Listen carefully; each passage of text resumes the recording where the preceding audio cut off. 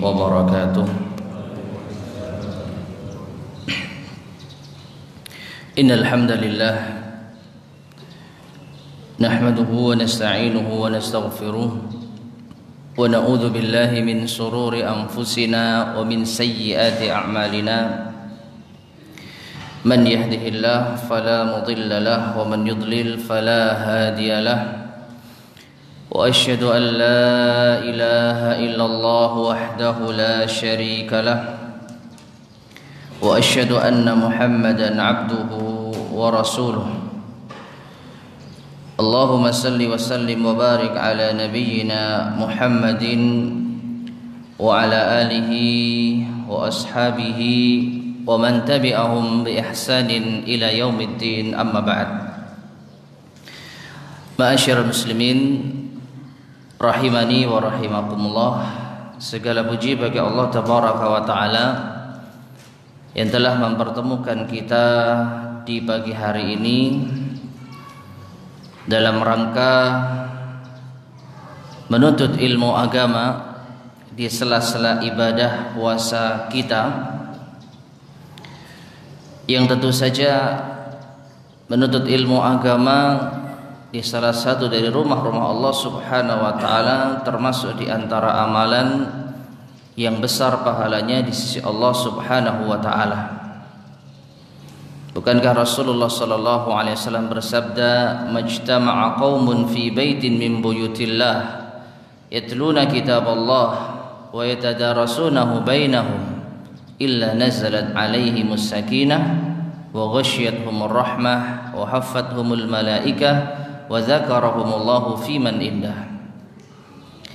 Tidaklah suatu kaum, sekelompok orang berkumpul di salah satu dari rumah-rumah Allah yang mereka membaca kitab Allah, membaca Al-Quran dan saling mempelajarinya, melainkan akan turun kepada mereka sakinah, ketenangan, dan mereka juga akan dikelilingi oleh rahmat Allah, diliputi oleh rahmat Allah, dan juga para malaikat akan mengelilingi mereka, dan Allah akan menyebut-nyebut mereka di hadapan malaikat yang ada di sisi Allah Subhanahu wa ta'ala. Jika seandainya tidak ada keutamaan menuntut ilmu agama di rumah Allah selain mendapatkan ketenangan, maka tentu ini sudah cukup. Di mana kita hidup di dunia pasti banyak mendapatkan tekanan-tekanan, merasakan kegundahan, kegelisahan. Maka inilah salah satu cara bagi kita untuk meraih ketenangan. Berkumpul di rumah Allah dalam rangka membacakan ayat-ayat Allah, mempelajarinya, dan tentu saja berusaha untuk kita amalkan semaksimal mungkin. Maka memanfaatkan yaitu waktu luang kita di pagi hari ini dalam rangka menuntut ilmu agama di masjid, mudah-mudahan ini termasuk di antara amalan yang kelak akan memperberat timbangan amal kebaikan kita di akhirat kelak. Ma'asyiral muslimin rahimani wa rahimakumullah, pada kesempatan di pagi hari ini kita akan bahas tema yaitu faidah menjaga lisan.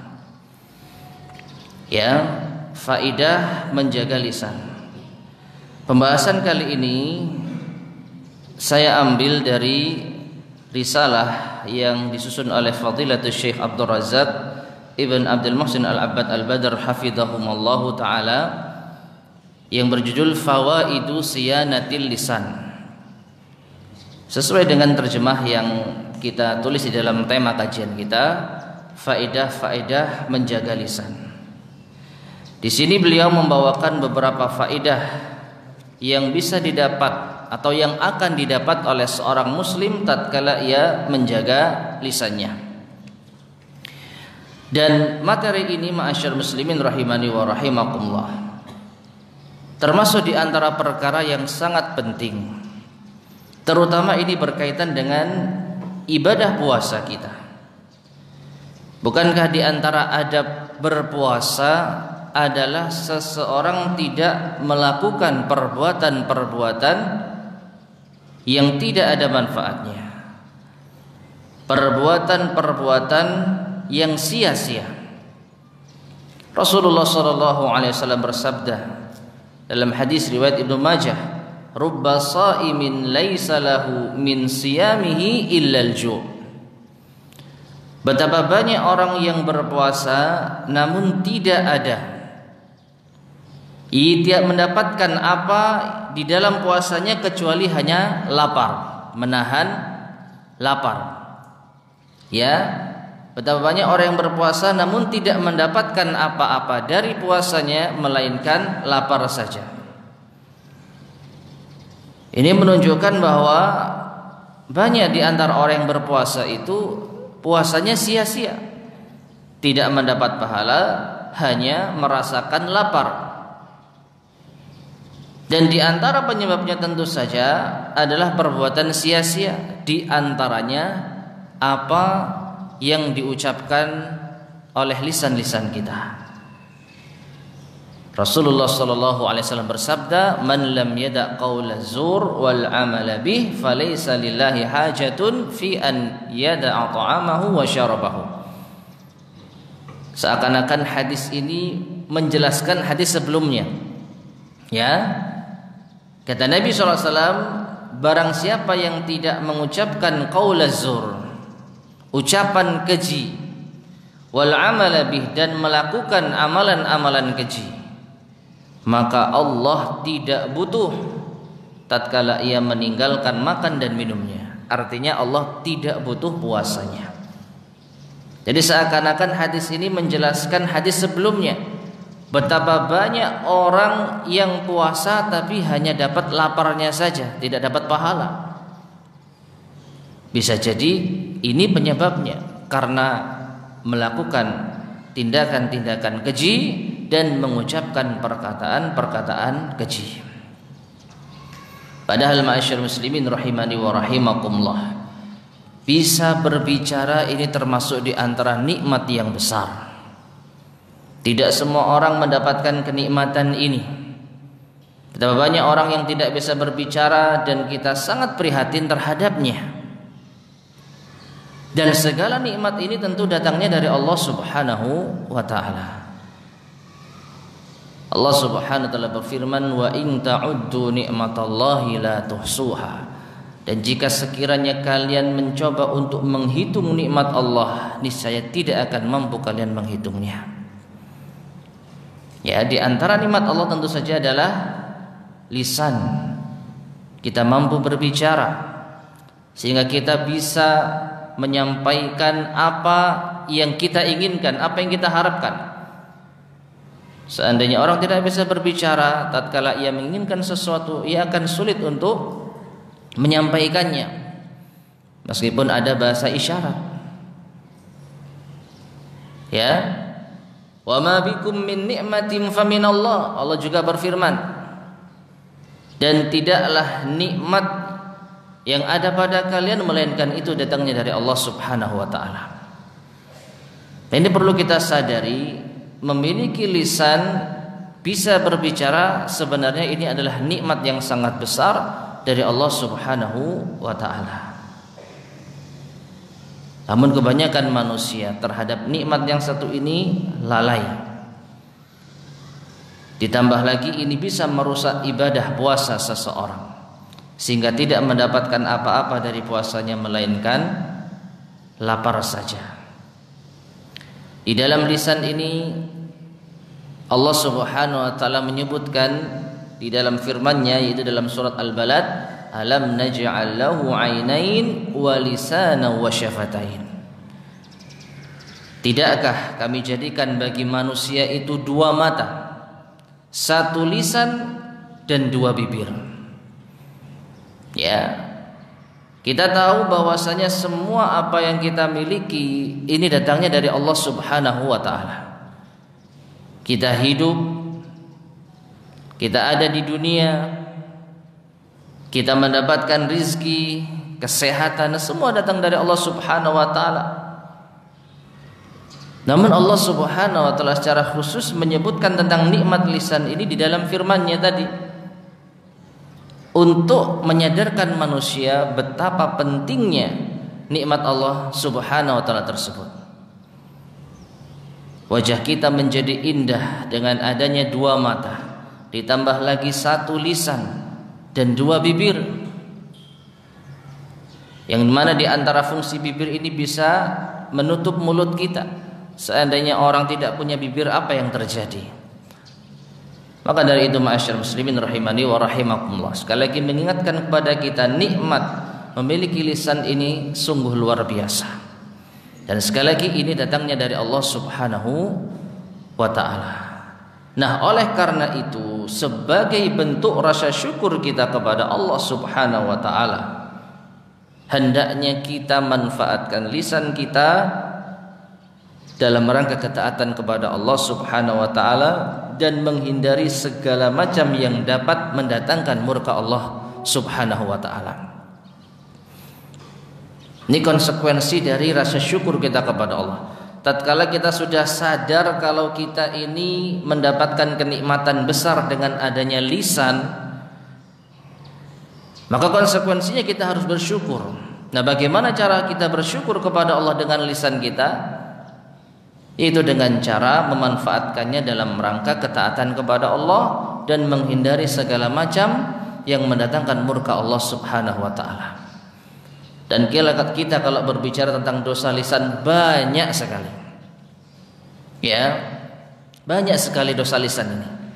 Kalau kita nggak jatuh pada ini, bisa jadi jatuh pada yang itu. Kalau nggak jatuh pada yang itu, bisa jatuh yang lain. Apa coba? Dosa lisan, dusta, ya, dusta. Ini diantaranya. Ada lagi banyak. Ghibah, ngerasani, bahasa Jawanya ngerasani. Kalau Rasulullah menyebutkan dzikruka akhaka bima yakrah, menyebutkan sesuatu tentang saudaramu apa yang ia benci.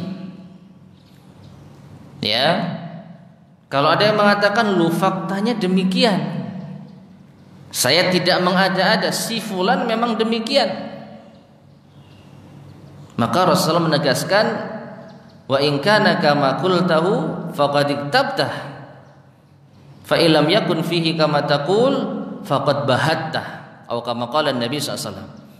Jika memang seperti yang kau ucapkan, yaitu ghibah, namun jika tidak sesuai dengan apa yang kamu ucapkan, maka engkau telah berbuat buhtan, kedustaan, fitnah atas namanya. Nah, ini dosa lisan. Ada lagi namimah, mengadu domba.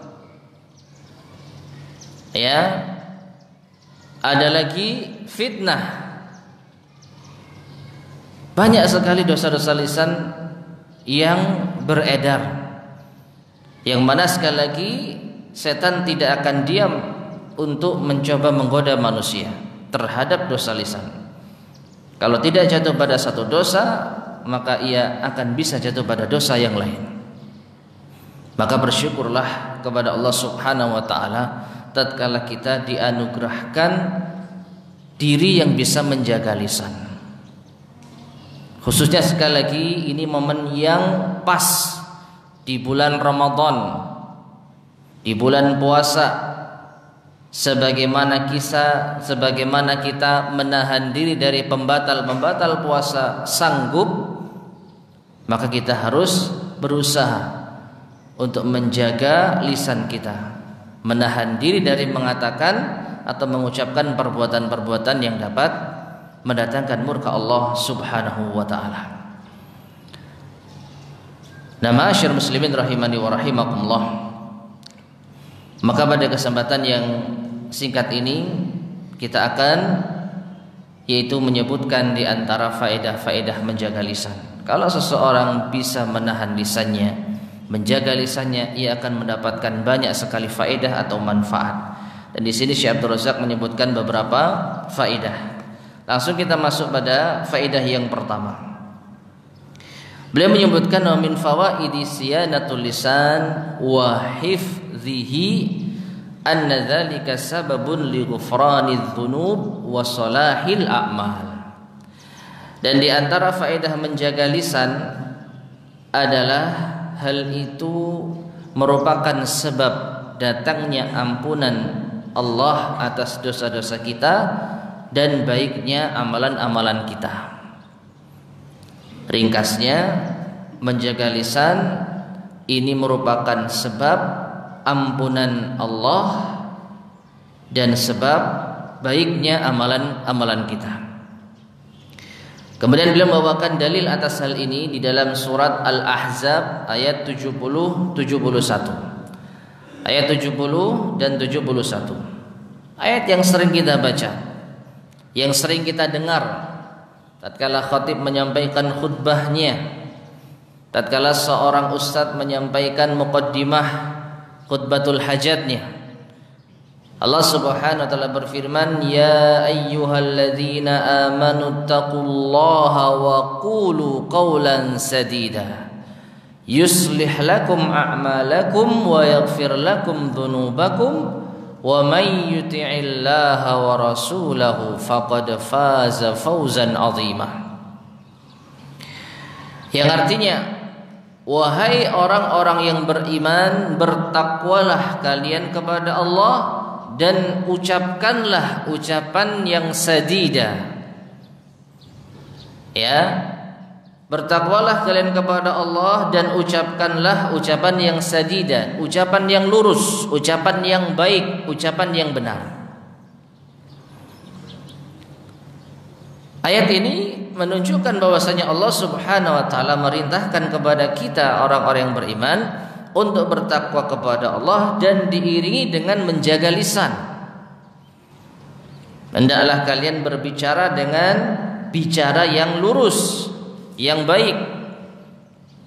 Lantas Allah sebutkan apa yang didapatkan jika kita bisa berbuat demikian. Yuslih lakum a'malakum. Niscaya Allah akan perbaiki amalan-amalan kalian.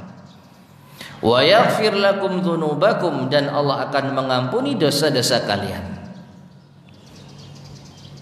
Jelas di antara sebab Allah perbaiki amalan kita dan Allah ampuni dosa-dosa kita adalah dengan berkata yang baik.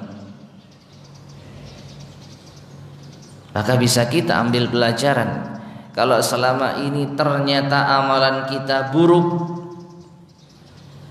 kalau selama ini ternyata dosa-dosa kita banyak dan tidak diampuni oleh Allah Subhanahu wa taala, bisa jadi di antara sebabnya karena ucapan kita.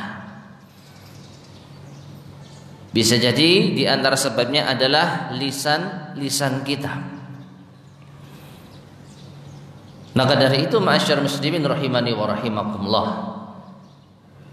di antara faedah menjaga lisan adalah ini akan memperbaiki amalan kita. Dan Allah Subhanahu wa taala akan mengampuni dosa-dosa kita. Dan tentu saja di dalam masalah dosa kita tidak hanya menjagani berkata yang baik saja. Tentu kita berusaha pula dengan meminta ampun kepada Allah Subhanahu wa taala. Dan sungguh luar biasa ma'asyar muslimin rahimani wa rahimakumullah, kita dapatkan beberapa dalil dari Al-Quran maupun As-Sunnah yang menunjukkan bahwasanya dosa-dosa kita akan diampuni dengan beberapa amalan, di antaranya puasa. Man shoma ramadhana imanan wa ihtisaban ghufira lahu ma taqaddama min dhanbi wa man qama ramadhana imanan wa ihtisaban ghufira lahu ma taqaddama min dhanbi. Dan juga ayat ini, yuslih lakum a'malakum wa yaghfir lakum dzunubakum, karena amalan-amalan tertentu dosa kita diampuni oleh Allah Subhanahu wa taala. Namun jangan sampai kita tatkala mengharapkan ampunan dosa dari Allah Subhanahu wa taala hanya menjagakan amalan-amalan tersebut. Kita juga harus meminta kepada Allah ampunan, beristighfar. Ya. Jadi di samping kita beristighfar kepada Allah Subhanahu wa taala secara langsung, kita membaca yaitu zikir-zikir yang di situ mengandung permintaan ampunan dari Allah Subhanahu wa taala atas dosa-dosa kita, maka kita juga mengharap dari amalan-amalan yang kita lakukan Allah akan ampuni dosa kita. Maka ini semakin sempurna. Ya, segala sesuatu kalau kita lakukan dengan berbagai macam sisi yang bisa menunjang, maka ini sungguh luar biasa. Kita sudah minta ampun kepada Allah secara langsung dan kita mengharapkan ampunan dari amal-amal perbuatan kita. Nah, salah satunya yaitu dengan menjaga lisan. Allah akan perbaiki amalan kita dan mengampuni dosa-dosa kita. Taib, ini yang pertama. Kemudian yang kedua, ma'asyar muslimin rahimani wa rahimakumullah. Beliau hafizallahu mengatakan wa min fawaidi siyanatul lisan anna fi dzalika dhamanan lil 'abdi bidukhulil jannah. Dan di antara faedah menjaga lisan, bahwasanya yang demikian itu adalah jaminan bagi seorang hamba untuk masuk surga. Menjaga lisan jaminan bagi seorang hamba untuk masuk surga. Kemudian beliau hafizallahu membawakan dalil hadis yang diriwayatkan oleh Imam Al-Bukhari bahwasanya Nabi SAW bersabda, man yadman li ma baina lahyaihi wa ma baina rijlaihi adman lahul jannah. Yang artinya, barang siapa yang menjamin untukku apa-apa yang ada di antara dua rahangnya dan apa-apa yang ada di antara dua kakinya, maka aku menjamin baginya surga. Perhatikan ma'asyar muslimin rahimani wa rahimakumullah. Sabda Rasulullah SAW cukup jelas. Beliau mengatakan, siapa yang menjamin untukku apa-apa yang ada pada dua rahangnya. Yang dimaksud adalah lisan. Dan apa-apa yang ada di antara dua kakinya, yang dimaksud adalah kemaluan. Dengan kata lain, siapa yang bisa menjamin lisannya senantiasa terjaga dan kemaluannya tidak jatuh pada dosa zina, maka Rasulullah SAW akan menjamin baginya surga. Ya, sungguh luar biasa. Keutamaan menjaga lisan ini sungguh luar biasa. Di antara perkara yang kita mendapatkan jaminan dari Rasulullah SAW masuk surga. Namun ma'asyar muslimin rahimani wa rahimakumullah, sekali lagi setan senantiasa menggoda manusia, sehingga jaminan yang nampaknya mudah ini tidak semua manusia diberikan kemudahan oleh Allah Subhanahu wa taala. Hal yang nampaknya mudah, cukup menjaga lisan dan cukup menjaga kemaluan, kehormatan. Ya, perhatikan ma'asyar muslimin rahimani wa rahimakumullah, menjaga lisan itu artinya kita tidak bermudah-mudahan untuk mengatakan sesuatu. Kita harus memikirkan terlebih dahulu apa yang akan keluar dari lisan kita, apa yang akan ditimbulkan dari lisan kita. Kalau itu diperkirakan akan mendatangkan kemurkaan Allah, maka tahan. Jadi cukup menahan. Sebenarnya kan mudah. Kita semua sekarang bisa diam. Dalam hal ini bisa kita katakan, dalam hal ini kita semuanya sedang menjaga lisan. Tapi nanti kalau sudah di luar, apa yang terjadi kita nggak tahu. Ya, dalam suatu momen kita dimudahkan oleh Allah Subhanahu Wa Taala menjaga lisan. Dan mungkin ini termasuk di antara faidah kita duduk di majelis ilmu, nggak banyak bicara, diam, merenung, mengambil pelajaran, memikirkan. Lisan kita diam. Tapi kalau sudah keluar, ketemu kawannya, ketemu tetangganya, ini kalau di dunia nyata, belum di dunia maya. Jangan dikira lisan itu hanya kita berbicara di dunia nyata saja.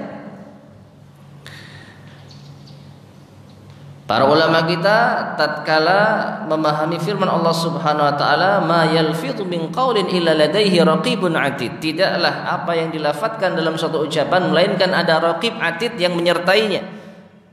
Mereka memahami ini juga berlaku bagi apa yang kita tulis. Ya, apa yang kita tulis. Apa yang kita tulis ini adalah cermin dari lisan kita. Nah, maka perhatikan ma'asyar muslimin rahimani wa rahimakumullah. Sekali lagi, di zaman modern ini lisan itu bukan hanya apa yang kita ucapkan di dunia nyata. Kalau di zaman dahulu jelas, ya, kita hanya bisa menyampaikan sesuatu dengan lisan, berbicara, atau mungkin dengan tulisan, tapi itu hanya terbatas. Tapi sekarang subhanallah, oleh karena itu khususnya tentang dosa dusta, hati-hati kita ya, hati-hati. Rasulullah SAW pernah diperlihatkan bagaimana keadaan manusia disiksa di akhirat. Banyak. Namun salah satu yang sangat mengerikan adalah beliau melihat ada seseorang yang berdiri, lalu di sampingnya ada seseorang yang membawa ganju. Apa ganju itu? Pengait yang terbuat dari besi. Lalu pengait ini digunakan untuk merobek wajah seseorang yang berdiri tadi. Dimulai dari mulutnya dirobek sampai ke tengkuknya, hidungnya sampai ke tengkuknya, matanya sampai ke tengkuknya sebelah kanan. Selesai rusak bagian kanan, sebelah kiri gantian. Sebelah kiri rusak, sebelah kanan pulih. Diulang lagi, sebelah kanan dirusak, sebelah kiri pulih, terus menerus sampai tiba datang hari kiamat. Di akhir hadis dijelaskan siapa orang ini. Beliau SAW menyebut, malaikat yang menyertai beliau menyebutkan, fa innahu ar-rajulu yaghdu min baitihi fayakdzibul kizbata tablughul afaq. Dia adalah orang yang di pagi hari keluar dari rumahnya lalu melakukan satu kedustaan yang menyebar sampai ke seluruh penjuru dunia. Subhanallah. Kalau kita bayangkan di zaman dahulu, berapa lama ucapan itu bisa menyebar ke seluruh dunia? Gak ada media sosial, benar-benar nyata. Orang keluar rumah lalu bincang-bincang dusta, lalu dustanya dinukil, dibawa dari desa ke desa, dari kota ke kota, dari dunia ke dunia. Butuh waktu yang cukup lama agar ucapan itu bisa menyebar ke seluruh penjuru dunia. Nah sekarang gak pakai lama, dan tidak perlu keluar rumah orang bisa menyebar kedustaan. Ya, dan tidak hanya pagi hari, sepanjang hari. Dengan akses internet yang memadai, dengan modal berita-berita yang tidak jelas, dusta-dusta yang menyebar, kita ikut menyebarkannya. Maka subhanallah, lisan kita diam, tangan kita gerak, ya, dengan memencet tombol smartphone kita, tapi dosanya dianggap seperti dosa lisan kita. Makanya kan kita jumpai ada beberapa tipe manusia yang sebenarnya kalau tidak ada teknologi modern semacam media sosial zaman sekarang, mungkin dia nggak kena ancaman ini. Apa itu? Orang yang pendiam. Orang yang pendiam, tahu ya, kalau bicara, kalau mendekat, kalau berkumpul diam. Di zaman dahulu orang-orang yang pendiam itu benar-benar pendiam. Ya, kalau nggak diajak bicara nggak ngomong, kalau nggak dipancing nggak ngomong. Tapi di zaman sekarang subhanallah, orang bisa pendiam di dunia nyata, tapi di dunia maya kayak apa? Lebih dahsyat daripada burung yang berkicau. Setiap detik, setiap menit buat status. ngomongin si fulan, ngerasani si fulan, mencela si fulan, menghina si fulan. Yang mana kalau ketemu berhadapan dengan kita diam, mingkem. Ada seperti ini? Kalau zaman dahulu, maka orang-orang semacam ini baiknya hidup di zaman dahulu. Benar. Dia lebih selamat, dia lebih manfaat kalau hidup di zaman dahulu. Enggak ada akses internet, enggak bisa kita komen sembarangan. Kalau ketemu diam, ya, enggak banyak bicara. Selamat dia kalau hidup di zaman dahulu. Tapi Allah takdirkan dia hidup di zaman ini. Ujiannya berat. Dan sebaliknya kita jumpai ada orang yang kalau ketemuan rame, banyak bicara, tapi kalau di media sosial nggak banyak bicara. Nah inilah, kalau kita perhatikan sekali lagi, setan tidak akan diam untuk berusaha menggoda manusia agar tergelincir di dalam lisan-lisan mereka. Maka dari itu ma'asyar muslimin rahimani wa rahimakumullah, jaminan surga dengan menjaga lisan ini kelihatannya mudah, tapi prakteknya belum kan? Ya. Prakteknya kalau kita dihadapkan pada suatu kejadian, kalau kita sudah kumpul bicara ngalor ngidul, ada saja orang yang kita bicarakan. Oh, si fulan toh, loh makanya, dari mana? Terus seperti itu. Belum lagi di media sosial, saling saut menyauti membicarakan si fulan. Subhanallah, seakan-akan hadis ini itu terlupakan. Padahal di sini jaminan dari Rasulullah SAW. Nah, beliau menyebutkan, menegaskan ad-dhaminu Rasulullah SAW. Yang menjamin siapa? Dalam hadis ini Rasulullah. Kalau kita yang menjamin meleset. Tapi ini Rasulullah SAW yang menjamin. Kemudian jaminannya apa? Masuk surga. Ya. Kemudian perkara yang bisa didapatkan untuk mendapat jaminan tersebut, menjaga lisan. Jelas. Namun sekali lagi, betapa banyak orang yang tidak diberi taufik oleh Allah Subhanahu wa taala, dengan mudahnya mereka mengumbar lisan-lisan mereka. Maka kalau sekiranya kita berada pada kondisi yang seperti itu, semoga dengan mengingat hadis ini kita segera sadar. Ya, kalau kita sudah terlalu banyak bicara, baik di dunia nyata maupun di dunia maya, maka hendaknya kita segera sadar. Ya, banyak bicara ini nggak capek loh, nggak capek kita. Kita ngomong 1 jam cerita, apalagi ceritanya orang, subhanallah, nggak capek. Makanya sampai dikatakan al-lisanu yut'ib wa la yat'ab. Ya, ibarah ini saya dengar dari Fadilatul Syekh Ali Al-Halabi rahimahullah taala. Entah beliau mendapatkan dari mana. Al-lisanu yut'ib wa la yat'ab. Lisan itu membuat capek, tapi dia sendiri nggak capek. Dengan lisan ada hati yang tersakiti, tapi lisannya sendiri sehat-sehat saja.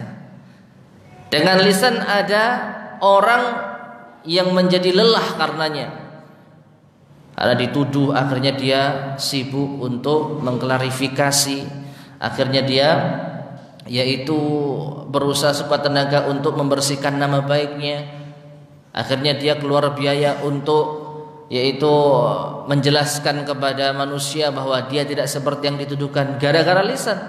Lisannya sendiri tenang-tenang saja.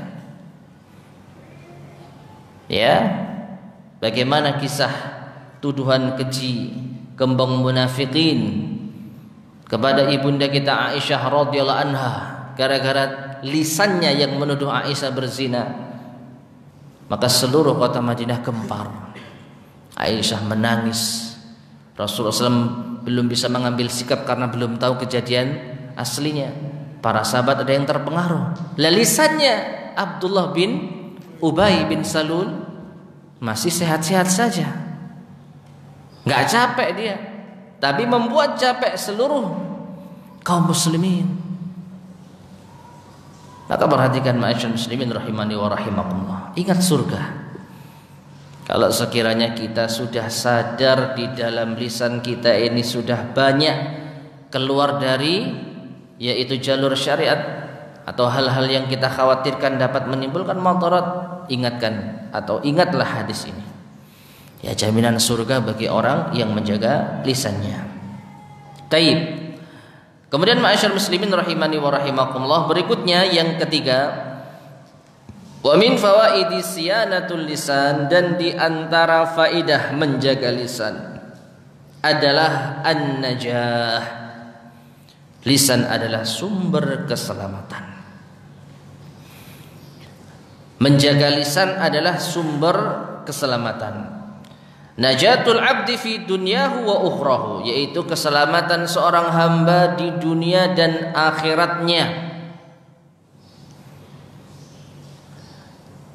Dalam hal ini beliau membawakan hadis yang diriwayatkan oleh Imam At-Tirmizi dari sahabat Uqbah ibnu Amir radhiyallahu anhu, qultu, aku berkata, ya Rasulullah, man najah? Wahai Rasulullah, apakah keselamatan itu? Atau bagaimana cara kita meraih keselamatan? Maka qala Rasulullah sallallahu alaihi wasallam, beliau bersabda, amsik alaika lisanak wal yasa'ka baituk wabki ala khati'atik. Yang artinya tahan lisanmu. Ini yang pertama. Yang kedua, hendaknya engkau merasa luas di dalam rumahmu. Hendaknya rumahmu itu membuatmu merasa luas. Yang ketiga, wabki ala khati'atik, dan menangislah atas kesalahanmu. Ada 3 sumber keselamatan. Dan salah satunya Rasulullah SAW bersabda, amsik alaika lisanak, tahan lisan.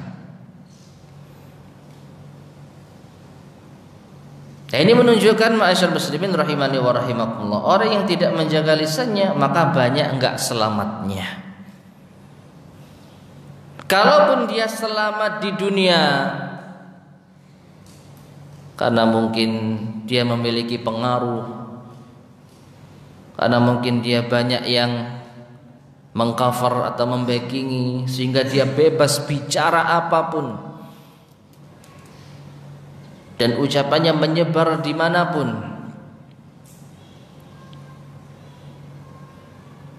namun di akhirat dia pasti akan tersiksa. Ya, jadi kalau kita perhatikan, misalnya kita mendapati ucapan-ucapan yang dahsyat, lalu kita merasa, loh, ke orang ini tenang-tenang saja, ke orang ini tidak ada yang memperkarakan, maka jangan khawatir, ada pengadilan Allah Subhanahu wa taala.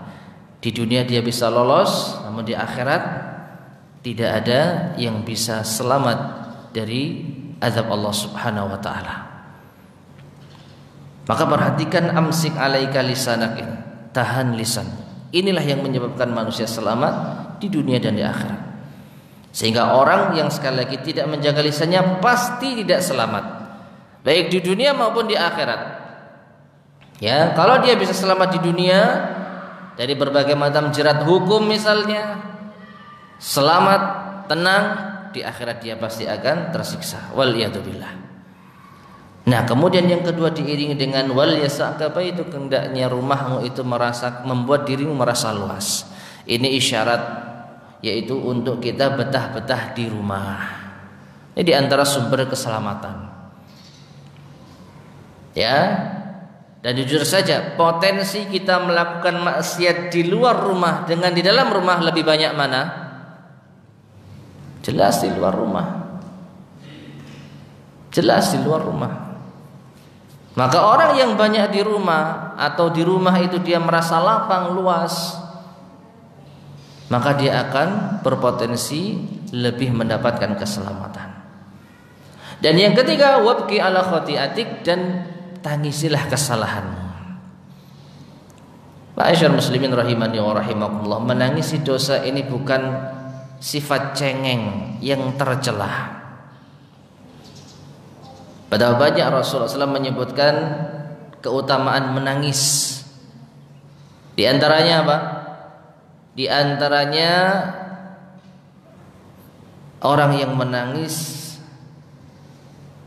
tatkala mengingat Allah Subhanahu wa taala di kesendirian, termasuk di antara golongan yang mendapatkan naungan nanti di akhirat. Rasulullah SAW menyebutkan dalam hadisnya, sab'atun yuzilluhumullahu fi zillihi yawma la zilla illa zilluh. Ada 7 golongan yang akan mendapatkan naungan dari Allah di mana tidak ada naungan kecuali naungan darinya. Di antaranya apa? Wa rajulun dzakarallaha khalian wa fadat ainah. Seseorang yang mengingat Allah di kesendirian, lalu bercucurlah air matanya. Ingat Allah, termasuk di antaranya ingat dosa kita. Artinya dia ingat kalau dia melakukan dosa nanti akan diazab oleh Allah. Apa yang telah aku perbuat? Menyesal. Dia ingat hari akhirat, hari penghisaban, hari di mana manusia akan dibalas sesuai dengan kadar amal mereka. Lalu dia nangis. Ingat dosa, ingat azab Allah. Gara-gara apa? Menangis. Ya. Dan juga sabda Rasulullah SAW, ainani la tamassuhuman nar. Ada 2 mata yang tidak disentuh api neraka. Yang pertama, ainun bakat min khasyatillah wa ainun batat tahrusu fi sabilillah. Yang pertama, mata yang menangis karena takut Allah. Dia ingat dosa-dosanya, takut akan azab Allah, lalu menangis. Dan yang kedua, mata yang terjaga dalam rangka menjaga fisabilillah, di jalan Allah. Artinya mata itu senantiasa terjaga, tidak terpejam, karena dia mendapatkan amanah untuk menjaga keamanan kaum muslimin. Nah, ini 2 mata yang tidak akan disentuh api neraka. Dan salah satunya mata yang menangis karena takut kepada Allah Subhanahu wa taala. Maka benar, ma'asyiral muslimin rahimani wa rahimakumullah, di antara sebab datangnya keselamatan adalah 3 perkara ini: menjaga lisan, betah di rumah, dan menangisi kesalahan-kesalahan kita. Dan hadis yang terakhir pada faedah yang ketiga ini, Rasulullah SAW bersabda dalam hadis riwayat At-Tirmizi, man somata najah. Barang siapa yang diam, dia akan selamat. Barang siapa yang diam, dia akan selamat. Ma'asyiral muslimin rahimani wa rahimakumullah. Ini secara umum. Artinya tidak semua diam itu selamat. Ada kalanya diam itu justru mendatangkan madharat. Contoh, diam dari kemungkaran dalam kondisi kita mampu mengingkarinya dengan lisan. Perhatikan ya, diam dari kemungkaran, tapi kalau kita khawatir justru mendatangkan kemungkaran yang lebih besar, maka ini matlub syar'an.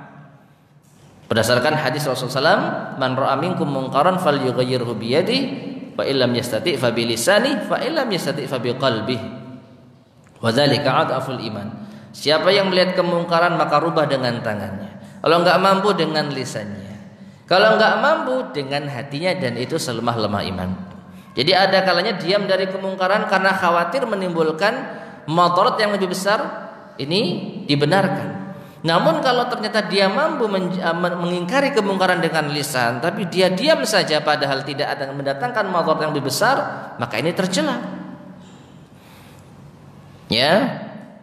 Sampai-sampai dalam masalah ini sering mungkin kita dengar ibarah dari para ulama kita, Man takallama bil batil syaitanun natik wa man sakata anil batil syaitanun ahras. Siapa yang bicara dengan kebatilan maka dia setan bicara, setan yang bisa bicara. Tapi siapa yang diam dari kebatilan maka dia setan bisu. Tapi ingat, ibarah ini jangan kita pakai sesuai hawa nafsu kita. Oh, dia diam saja. Kenapa dia enggak bicara dari kebatilan itu? Oh, dia setan bisu. Subhanallah. Justru kita yang akan menjadi setan bicara kalau kita mudah menuduh kawan kita setan bisu. Kenapa kamu enggak bicara? Ini kan hal yang jelas. Ini masalah manhaj dan lain sebagainya. Padahal mungkin kita tidak berbicara karena kita melihat maslahat dan madarat. Kita melihat apa nanti akan ditimbulkan kalau kita ikut bicara dalam permasalahan yang kita enggak tahu. Ya, lo kamu kan sudah tahu. Katakanlah sudah tahu, tapi apa manfaatnya kita bicara ini di hadapan umum, di media sosial misalnya? Maka hati-hati, jangan kita mudah membawa ibarah ini sesuai dengan hawa nafsu kita. Memang benar para ulama kita mengungkapkan demikian. Secara kaidah jelas, orang yang bicara kebatilan dia setan yang bisa bicara. Orang yang dia diam dari kebatilan maka dia setan bisu. Dengan catatan diam dari kebatilan yang memang apabila dia diam akan mendatangkan madarat yang lebih besar. Tapi kalau dengan diamnya dia mempertimbangkan atau meminimalisir madarat, ya contohnya ada dua orang bertikai, ya, yang kita tidak tahu mana yang benar dan mana yang salah.